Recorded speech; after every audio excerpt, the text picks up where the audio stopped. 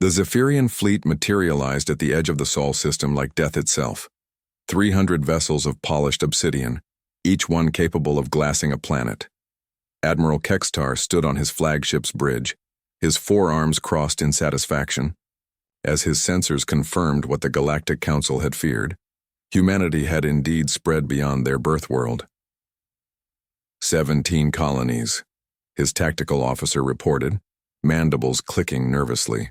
All heavily populated, the humans have been busy.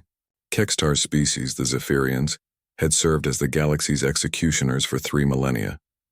When a species grew too aggressive, too expansionist, too dangerous, the Council called upon them. They had perfected the art of extinction, reducing dozens of civilizations to cosmic dust with cold efficiency. Send the standard ultimatum to all human worlds, Kextar commanded. 72 standard hours to surrender unconditionally or face complete annihilation. But something unusual happened.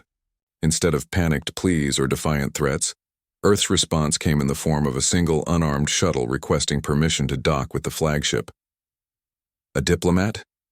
Kextar's second-in-command asked, confusion evident in his translator's mechanical voice. No. Kextar studied the readings. The biosignature indicates an elderly human. Alone. The shuttle bay fell silent as the craft settled with barely a whisper.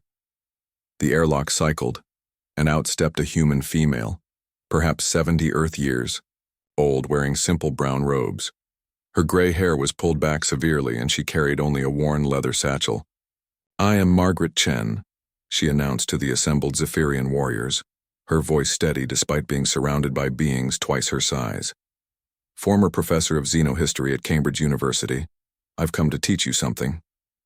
Kextar descended to the shuttle bay personally, intrigued despite himself. In 3,000 years of exterminations, no species had ever sent a teacher to negotiate with death. Human, he said, his voice a rumbling bass that had made countless civilizations tremble. I am Admiral Kextar, executioner of the Zephyrian Empire.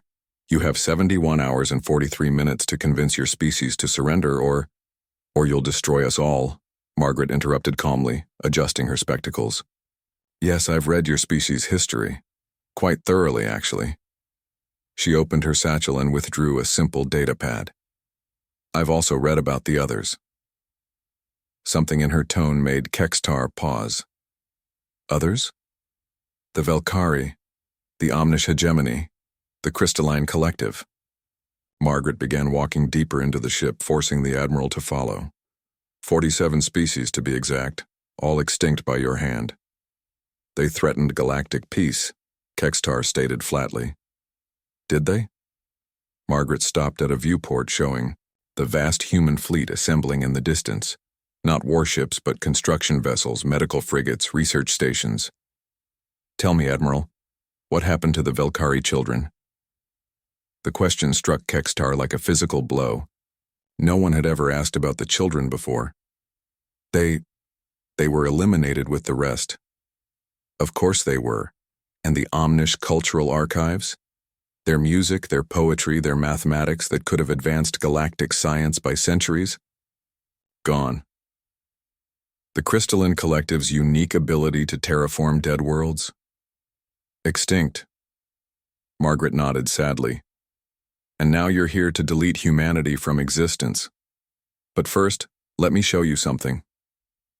She activated her datapad, projecting a holographic image into the air. It showed a Zephyrian child, one of Kextar's own species but smaller, weaker, clearly dying. This is Zorketh of the Altair colony, Margaret said softly. He's suffering from neural cascade syndrome, incurable by your medicine. The image shifted to show the same child, healthy and laughing. This was taken 6 months after treatment at a human medical facility. Kextar stared at the projection, speechless. We've cured 17 diseases that plague your people, Margaret continued. Our terraforming techniques have restored 6 dead Zephyrian worlds. Our cultural exchange programs have reduced suicide rates in your military by 30%, she gestured to the viewport. Those aren't warships out there, Admiral. They're hospital ships heading to provide free medical care to the Outer Rim colonies. Your colonies. The Admiral's forearms trembled. Why are you telling me this? Because you're about to make the same mistake you've made 47 times before, Margaret said, her voice gentle but firm. You're about to destroy something irreplaceable, but this time you'll be destroying the very people who've been trying to save your children. She pulled up another hologram, this one showing Kextar's own homeworld, green and thriving where once it had been a barren wasteland. We've been quietly helping the galaxy heal for decades, Margaret continued. Not through conquest or domination, but through teaching, through sharing, through doing what we do best, adapting and improving everything we touch. She looked directly into his compound eyes. The Council didn't send you to stop a threat, Admiral. They sent you to murder their healers. Kexter felt something he'd never experienced in 3 millennia of executions. Doubt. But the reports, humanity's expansion, we're gardeners, Admiral. We see empty worlds and wonder what flowers might grow there. We see suffering and ask how we can heal it. We see ignorance and try to teach. Margaret smiled sadly. 47 times you've eliminated species because they were different. This time, you're about to eliminate the one species that's been making the galaxy better for everyone. The Admiral stared at the data streaming across Margaret's pad: humanitarian missions, medical breakthroughs, cultural exchanges, environmental restoration projects. Decades of quiet, persistent good work that had never made it into the Council's threat assessments. The galaxy sent its executioner, Margaret said quietly. But Earth sent a teacher. And the deadliest lesson I can offer is this. Sometimes, the most dangerous thing you can do to evil is to simply help. She closed her datapad and looked up at the towering alien who held the fate of humanity in his 4 hands. Class dismissed, Admiral. What have you learned? Kextar stood in silence for a long moment, processing not just the data, but the implications. For the first time in 3,000 years, the galaxy's perfect executioner hesitated. Perhaps it was time for the teacher to become the student.